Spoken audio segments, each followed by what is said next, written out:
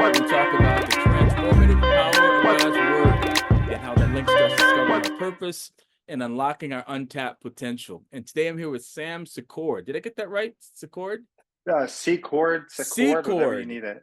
Okay, cool. I always try to ask before I just butcher somebody's name in the recording, but here we go. So, but anyway, Sam Secord, and we're going to continue the conversation about how aligning yourself with the promises of God leads to a deeper understanding of your purpose and the potential that lies on the inside of you. So, Sam, it was about a month ago that we talked last. I'm excited that we're here. And how are you doing today? You okay? Oh yeah, it's a great day. I Good. just got back from vacation like Nice. 2 days ago, so I am fresh and ready I to go. love it. I love it. So I wanted to save this story for when we started recording, but you mentioned that you kind of messed your beard up. You try to even it up and got rid of one side, and now you're all mustache Yeah, now. yeah. I was trying to pull a home barber, give myself a nice beard fade, Yeah. and on my relaxing vacation, battery ran out, and so I went, "We're gonna go full mustache now." And so I got out of the bathroom, and my wife looked at me and gave me the why. And I went, hey, the mustache was on purpose this time. I made a mistake That is because every once in a crazy. while I would shave down to a mustache just Yeah. to get her reaction, and she would go, "No." And now I was like, "Hey, I'm on vacation, Let's do it. so full mustache. Here we go." It's so funny about that, Sam. So I remember, man, this was probably in college. I mean, I haven't done it since then because it was so horrible. So I'm giving myself a haircut. And I was wearing one of those, I don't know, high top fades. So I'm dating myself here. And so all of it was pretty short around the sides and back, but it had this high top fade on the top. And I saw one little spot that was not 100% straight. So I said, you know what? Let me just straighten that part out. Mm, And forgot to put the guards on. And I mm. cut a huge gash in my hair. And it was like this thick and about this wide. And there was no covering it up. And so I just said, okay. So I just cut that same thing all the way around. Oh man. And I know it was horrible, but you know what? It was people thought I did it on purpose. I tried to pretend like it was on purpose with, walk around with a little, tear in my eye, kind of, yeah, thanks. It looks nice. Yeah. Thanks. But it was horrible. And it So never anyway, grew back. never Yeah. go back. Right? Haircuts are the worst. I mean, a bad haircut doesn't. It takes forever to grow back. So I can Yeah. imagine shaving off part of your beard. Although I did also, I know I'm all off script here, but I went to the barber. This was a long time ago. Went to the barber, decided to have them, kind of line my beard up, and I had my beard was probably about as thick as this is right here. And told me, here's what I'm looking for. You want to keep it thick, kind of trim it up, whatever. And I look in the mirror, and my beard is like down here, like one of those little pencil kind of Mm. real. And he said, "Hey, how's that look?" Man, tears come to my eye. Yeah, no, it's good. I'm good, man. I'm good. So Yeah. anyway, so haircuts are the worst, man. If you don't know what you're doing to me, I don't know, whatever. So that's the deal. So we're not talking about haircuts today. Maybe we will. I don't know if your purpose is being a barber or whatever. Maybe we'll get into that. Amen. Get into that. But why don't you start, man, by not screwed everything up. Why don't you start by introducing yourself officially, and talk a little bit about your background and the work that you do. Yeah, absolutely. So, officially, I'm Sam Secord. I'm a dual licensed therapist, which just means I hold two licenses. I'm a licensed associate marriage and family therapist and a licensed alcohol and drug counselor. So, my master's degree is actually in co-occurring disorders. So, how like Nice. substance abuse and mental health kind of connect and like how they can mirror each other in a lot of ways. So super interesting. So obviously, with that, I am a therapist or counselor, Yeah. whichever I respond to both because both licenses are different. Yeah. Um, but my specific interest really is in blended family systems. So I Mm, always make the joke: the more messy a family tree is, the more I'm like, yeah, come on, step in, yeah, let's do this. that's Uh, it's hilarious, a man.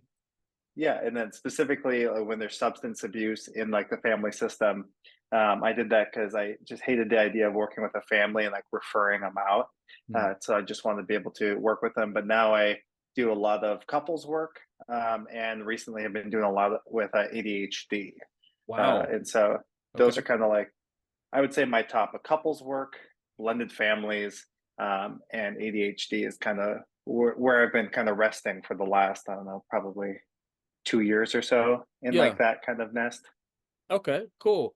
Well, I want to get into more dive into that kind of what you do with people and how you help people and all of that. But I guess I want to talk a little bit about your personal journey here first. Hmm. And like how how have you personally dealt with, feelings of maybe like unfulfillment and disconnection from your potential? And then what what strategies did you use to overcome challenges like that?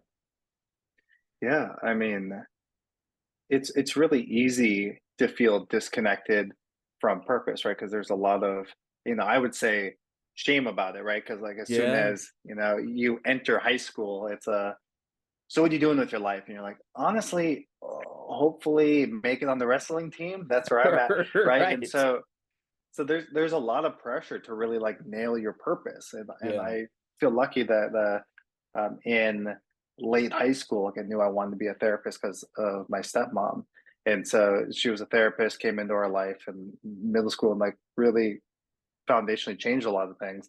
Okay. Um, but I mean, purpose gets derived from a lot of other areas. So I mean, before then, I really struggled knowing what to do. Come from a very working class family, and I don't know. I just wasn't really passionate about anything.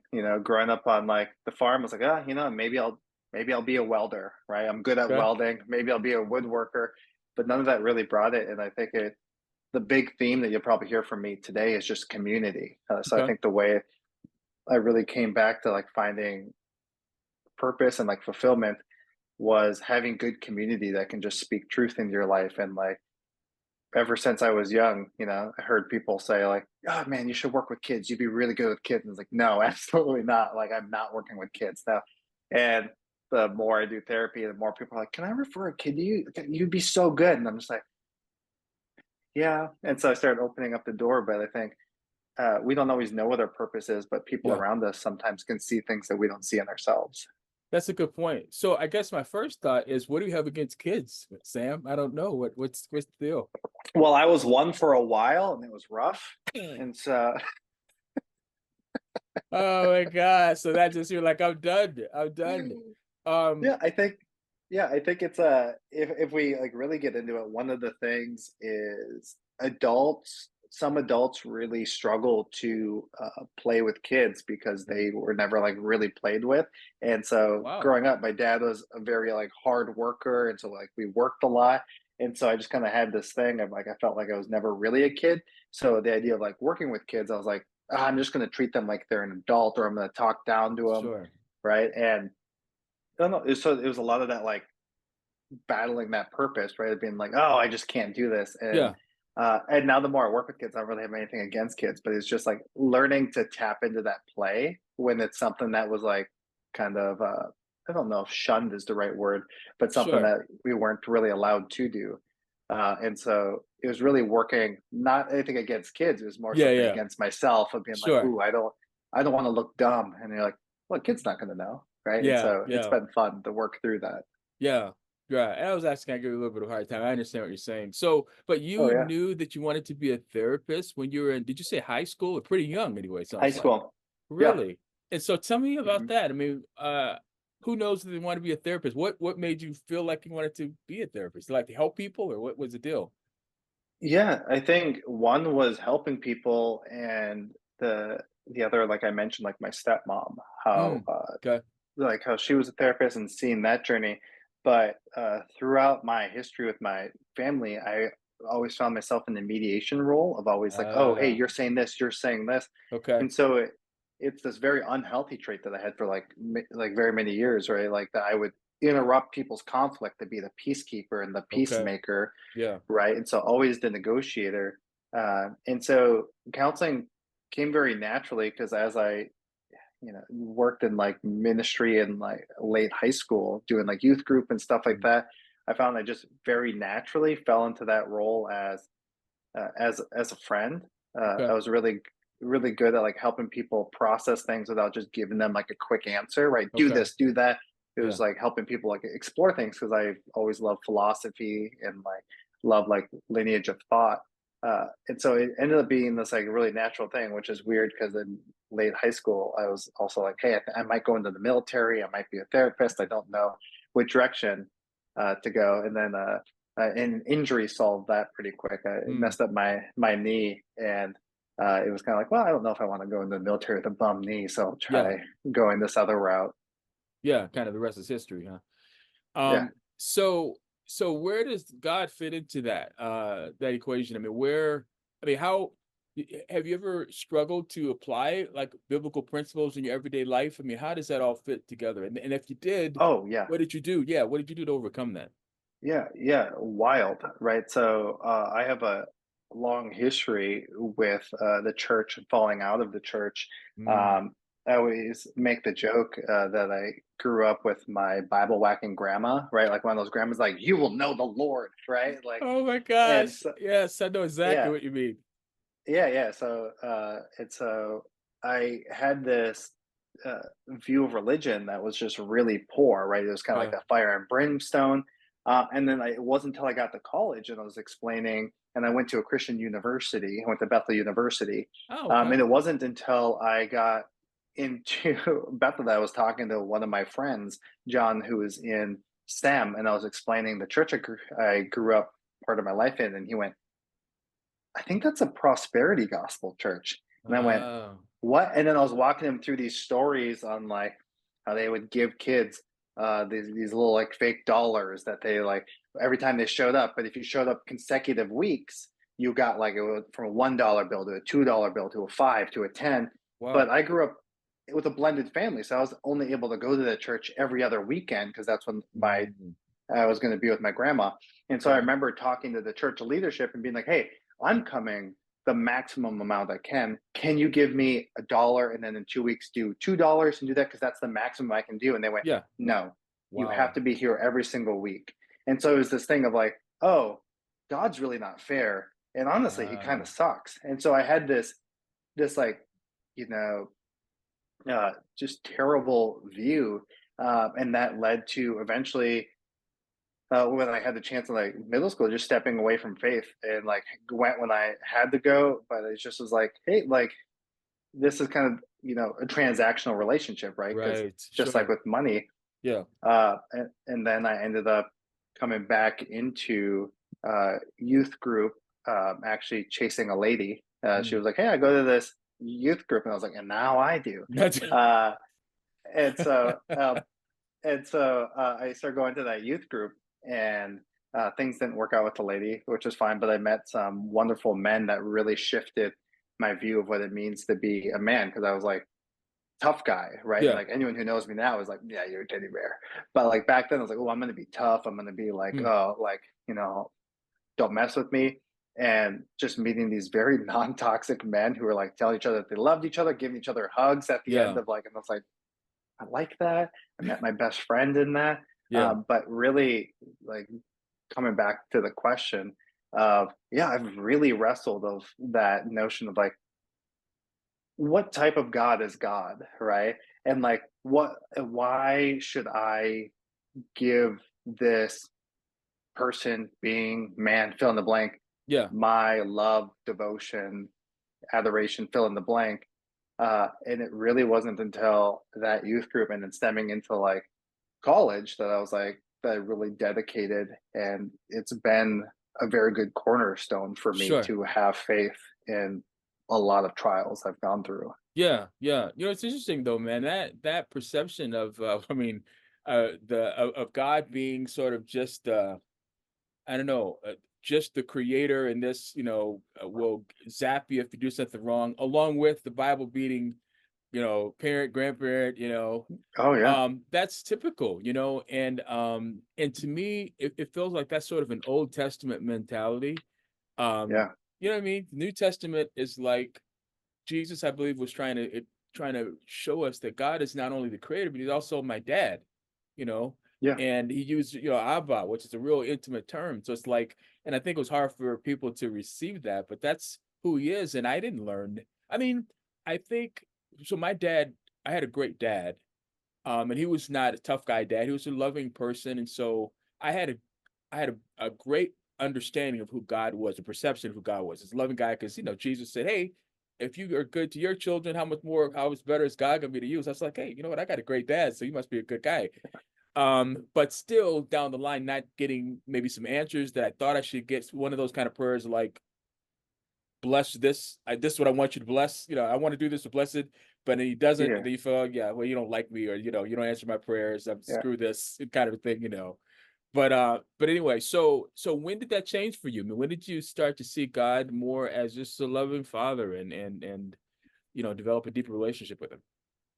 Yeah, interestingly, partially in late high school, then I did the year of community college, uh, and I took psychology of religion, which Mm, was just a fascinating class of like sure. people of different religions in that class. Have really got to like experience and hear other people's stories and like start to like question of like, okay, so this religion thinks of it this way, like this atheist has these viewpoints, right? This Sure. agnostic person is questioning these, and really what it came down to is like a quote that sticks in my head is doubt is essential to faith. And so it's Hmm. when I started doubting, because without doubt you become a fundamentalist, right? If I never had doubt, I would never challenge transactional nature that I was like kind of taught Yeah, of yeah. religion and God. And so in that, I found like the just like I don't want to say like power of doubt because it sounds like very cliche, but then taking that into a Christian university, that I got to study the philosophy behind it, Yeah. um, really really changed the way I saw God and like started perceiving. Because once, all right, we're back. We're back. Yeah, what I was saying is, in questioning and like learning the philosophy behind it, I think Greg Boyd says it really well. Of you always have to look at God through Jesus on the cross, right? Mm, And like okay. when you look at that sacrificial lens, I started doubting and asking all these questions, which usually leads, people think like fundamentalist Christians think a lot like, oh, if you doubt, you're going to fall away. But that doubt was the most clarifying thing ever. Of like this, why is God vicious and angry? Why does He not answer my prayers? Yeah. And then getting that like, oh no no no, like what's it look like to have a divine vision of like creation and things in line, right? Like so when I'm praying, man, it'd be cool to have a Corvette, Yeah, right? yeah. It's like, Right, okay, right. like how is that furthering the kingdom, right? That's like the what people say, if I pay for patience, right? Doesn't it make sense that God would give me opportunities to like learn to build that skill, that He wouldn't just like download a little file into me and be like, Yeah. okay, you're now patient. And not that saying that He's going to throw hard curveballs to be like, okay, well, deal with all this grief, but just being like, oh, the ability to like look for the good things in religion and doubt these like fundamentalist beliefs that are full of hate when you break them Yeah. down and Sure. full of fear. So that's when my relationship to God started to change. Where I was like, oh, this, like you said, this is an Abba. This is someone you can talk to. Right. My own relationship with my dad was a little like rough and gruff for many years. So the idea of someone's Yeah. like, "Oh, talk to him like you would talk to a dad," and I was like, "Oh, avoid asking him for money? I can do that." Your relationship with your dad has to. I mean, that's very important. It's critical It when is, it yeah, comes to you being able to see God as a father. Because if you had a lousy dad in general, I mean, it's like that's hard. yeah, But the thing about the doubt, that's really interesting that you mentioned that because people give Thomas a bad rap. Don't be a doubting yeah, Thomas. But Thomas wanted to understand. I mean, I don't know. I'm not, I wasn't there when you came. So can you help me out? Tell me. I want to believe too. I want to be excited too. And the thing about it is God, Jesus didn't beat him up about that. I'm not telling you, I'm not going to tell you, prove it to you. He was like, hey, here's my hands. I want yeah, you to I want you to be confident. I mean, he wants us to believe. And he's not afraid. Like you said, the doubt is not hurting him and it helps us. And so that's a really good way to look at it. So yeah. I think it's the mark of very shaky faith when people get leery of doubt, I right? agree. Yeah, It's like, sure. no, don't stump me. I dare, but if you stump me on the question, I'll Yeah, go do research. Like, it's fine. It's like, you're not going to stump me on the question. I'm going to go, well, I guess it's atheism for old Sam. I'm going to go, right. oh, I have no idea what the answer to that is. I'm going to check it out. Like, because at the end of the day, I love my, religion. And the reason I love it is because of like the safety and security it brings me. I Yeah. don't necessarily love it because uh this doctoral principle. I'm like, it makes Sure. me feel good. It makes me feel connected and it provides me with meaning and purpose that I think benefits my life. 100%, 100%. So what role did community play, man? You mentioned community earlier. I mean, what role did community play in your journey? And then like what do you do to stay connected with fellow believers and yeah. Yeah. Yeah. I mean, the community is and was everything for me, right? It's like, Yeah.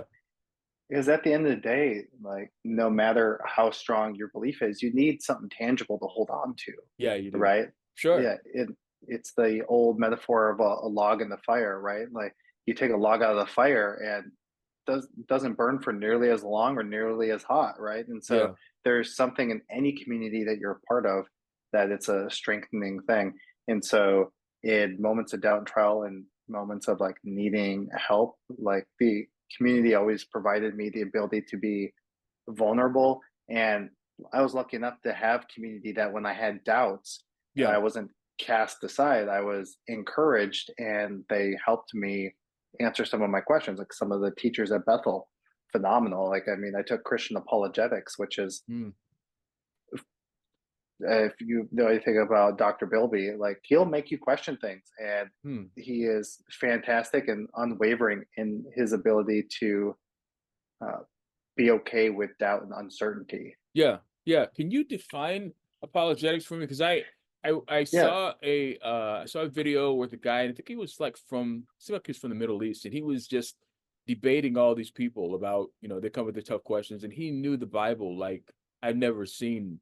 Is yeah, that a requirement of apologetics? I mean, what is it yeah. exactly? I mean, so not an expert. I took one class in it, but the Yeah. from what I remember, apologetics is the defense of faith, right? So Ah, like coming from like the Greek word like apologia, I believe. And okay. so it's not giving an apology, being like, oh, sorry about this. It's Yeah.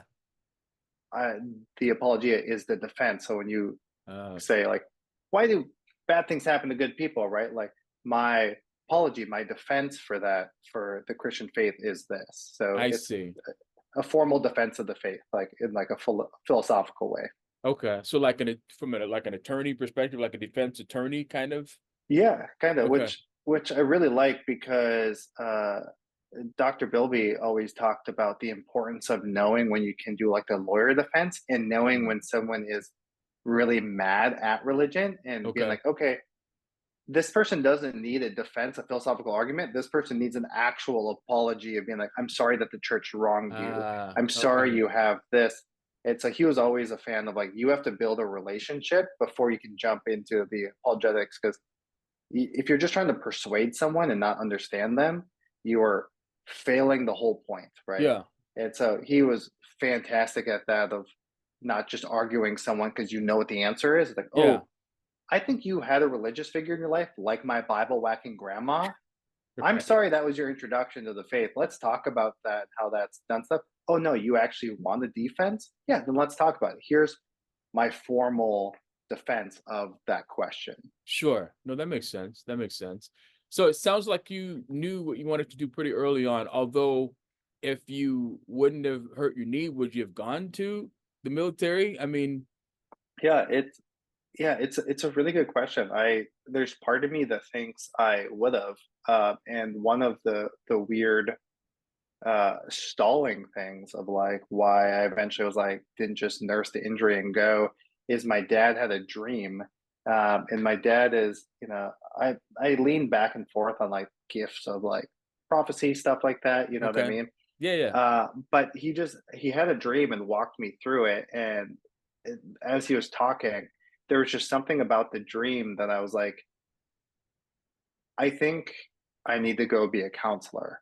And so it Okay. wasn't like a fear of military or anything like that, or like backing out. It was just like, oh, I think this is the way I'm supposed to go. But it was a really hard wrestling decision because uh, it was something that I was like into, really liked, worked out a lot. Like I have Yeah. a lot of friends in like that community, and like to this day, like very supportive of the military community, just for sacrifices that they endure. And it's just, but decided to go the therapy route. And I don't have Yeah. any regrets about it, but it is very weird to be like dead set for like 3 years and then be like, oh, I'm injured. Okay, like I'll just nurse that, and then like having like a full sit down conversation. And my dad definitely was not discouraging. He was like, "Go if you want. This is just a dream I had that I wanted to share with you." Because my dad's also a huge supporter. It was just one of those like enough things happen, and Yeah. there was Yeah. enough of a pull that I was like, "I'm going to go this direction," but I Sure. don't necessarily know why. Kind of like if you were to use the term like leap of faith, where I was just like, Yeah. I feel like I'm supposed to go this direction. I don't know why. Yeah. Yeah. So what would you say to people that are still struggling with sort of, trying to find a sense of deeper meaning and satisfaction? I mean, what should they be looking for in terms of those signs? I mean, their dad might have had a dream, you know what I mean? Yeah, I think it's interesting because like in therapy, I talk about it quite often on like diversifying the portfolio, right? If you're Okay. getting all your meaning and purpose from one place, I do think that's odd, Okay. right? And so like it's really only in like the US we see it. When you talk to people and you ask about themselves, they lead with what they do for work, Yeah, you're right. right? It's Yeah. but if you go to other countries like Ireland, Scotland, like people, you might never talk about what someone does for work. And it's so where are you getting your meaning and purpose? If I'm only getting it from being a counselor, how am I going to enjoy time with my wife? Yeah. Right? It's like I'm not counseling, I'm not doing this stuff. And tell you what, if you want to ruin your love life, start being your wife's therapist. That'll do it pretty quick. Uh, I think so. Yeah. I can see it's a that. yeah, but it's like really about putting all your eggs in one basket, right? To keep Okay. using metaphors where I, I get a lot from my community. Like if you have a good network of people or you feel connected to your community, like research shows like not only does that improve longevity, right? It improves like overall mental well-being. So even if you Sure. don't have like a job that you love, but you have a community or you volunteer somewhere. So and I slowly did that because I was like all my eggs were in the therapy basket, but along the way picked up like hobbies or reinvigorated hobbies and have changed hobbies throughout the years to keep that ignited, joining different church organizations. And then when I felt my time was served there, stepping into a different organization. And not because anything is bad, just feeling where you're supposed to be and taking risks. Sure. No, that makes sense. So from a therapist point of view, a counseling point of view, when we talk about like self-image, what how important is that in your opinion in terms of people being able to figure out their purpose and what strategies do you use to help people, I mean, your patients cultivate kind of a positive self-image? Yeah, I think that's a really good question. So self image is not the same as self-esteem, right? Okay. And so, but self-image is important. To me, self-image is one of the things that allows you to take a risk because Okay. we know from there's some good studies about like talking to strangers where Hmm. they had people rate on a scale from 1 to 10. If you were to talk to a stranger, how likely do you think it would go well? And Hmm. people, I forget the exact thing, but it was around like a 4 out of 10, right? Wow. And Okay. so people would be like 4 out of 10, like probably not great. And then they had people have a conversation with the stranger and then rate it afterwards. And most people reported like an 8, right? Because most people are fine to talk with. Yeah. Yeah. But then afterwards, they're like, so if you were to have another conversation with a stranger, how likely do you think it would be that it would be a good conversation? And they went back to 4 out of 10. And Hmm. so one of Okay. the things that they pulled from the study is you can't always condition your anxiety for certain situations. Like Okay. talking to a stranger might just be nerve wracking all the time, Sure. but you can condition bravery, like you're Okay. that you would actually start that conversation, actually have it. And so, to me, going back, like the self identity is the ability to know that you can take a risk and you'll be okay, Okay. right? Yeah. Uh, versus like confidence might be more in that 4 out of 10. Like, well, if I have a conversation with this person, it might not go well. Yeah. But self identity, right? Like I know that I'm going to feel bad about this, but I can take this risk. Gotcha. But what about people that are, I mean, so I guess doubt or uncertainty comes into play there. And if you're experiencing that, I mean, if I'm the 4 out of 6, but I want to up it or whatever, if I'm Yeah. feeling like that, my courage isn't up. So what do you recommend in terms of being able to deal with uncertainty and doubts? Yeah. I do a really weird thing with clients.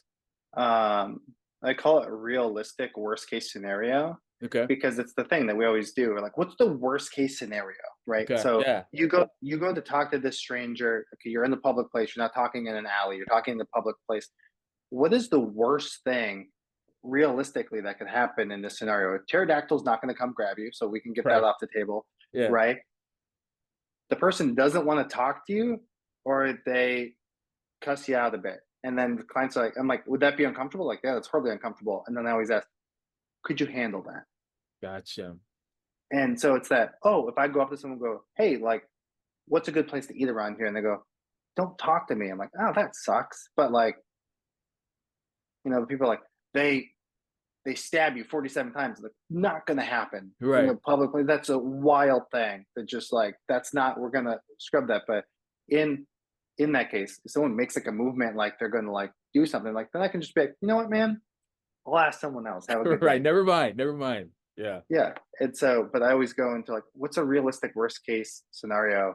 And that's that bravery being like, that would make me, I don't know, like I've been cussed out before, Yeah. right? I don't like it. I don't seek that. I can handle it. Gotcha. And if you can handle it, then it's like then your confidence is boosting around that thing, kind of a Yeah. Yeah, okay. exactly. Right. So having a tough conversation with like a friend, like so a friend did something to you, what's the worst case scenario? That they stop being my friend. Yeah, that's a pretty tough case scenario. How good's your friendship? I mean, we're good friends. Like, so what's the likelihood that they would stop being your friend? I mean, not likely. It would be uncomfortable. Can you handle a friend feeling uncomfortable with you? Yeah. Will you like it? No. But can you handle it? Yeah, I can handle it. Okay, let's have that conversation. Gotcha. Gotcha. Okay, that's cool. I like it. So your let's go back to your Bible beating grandmother for a second here. So what Sandy. say what would be if you had to name like your favorite Bible promise, or not necessarily favorite, but the Bible promise that really was instrumental in helping you to become who you are today? I mean, help you overcome issues and challenges. I mean, what is that? Maybe it's one or two, but what would that Bible promise be? Um, Man, I think so. Like taking the question just like a little bit out of context. Yeah. I think Isaiah 61:1, and in that it's like the Lord has anointed me, right? But one of Yeah. them is the binding of the brokenhearted, right? Mm, The I think it's like the opening of prisons to those who are bound or whatever. yeah. Exactly, like I forget, but I have like one of my tattoos is an anatomical heart with a rope bound around it on my chest Yeah. because like my tattoos are like reminders for things like I struggle with, but Sure. it is that idea of like that you can like a broken heart can be repaired, right? But it doesn't mean it's going to be pristine, right? And so I really Right. like the idea of like the promise of, I'm a firm believer that God doesn't make bad things happen to challenge Yeah. us, but that he can use bad things, right? Right. But in Right. that, he won't remove it because like if I have a giant scar from like a Gotcha. battle or a wound I'm in, like it serves as a reminder for something I did. If it's just removed, it kind of I feel like it dishonors that. So the idea of like, hey, like you're gonna go through challenges. I got you through it. I'll help bind you. Sure. I'll help. I'll help repair you. Um, but I'm gonna leave you with the character. I always like that promise, which is kind of not exactly what that verse means, but the binding of the brokenhearted is like a mission of like, what's that look like?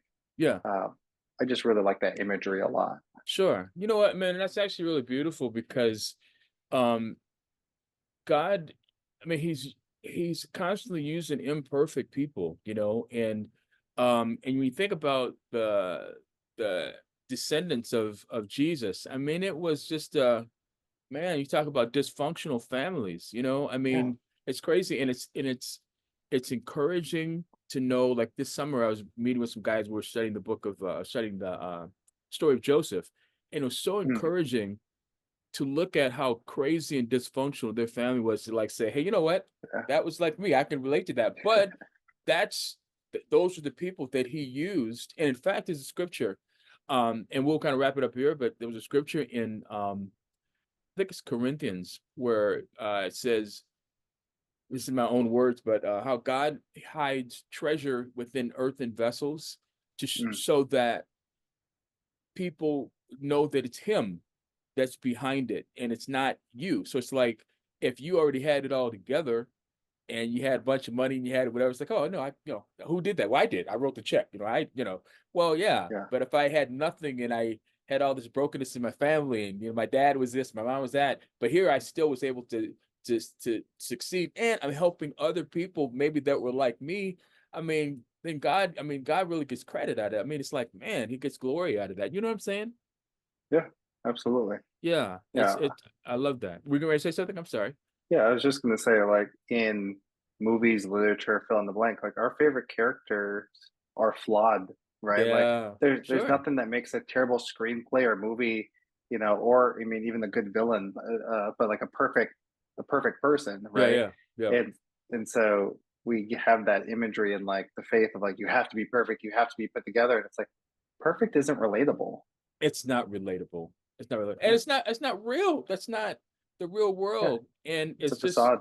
It is, and it's just great that God uses us like we are. And yeah, I love that. And I love having conversations like this with people to see behind the scenes. Like, hey, yeah, I'm a successful therapist, I'm a successful author, I'm whatever, but go behind the scenes and see what you did to overcome and become who you are. And man, I really appreciate you sharing the behind the scenes with me.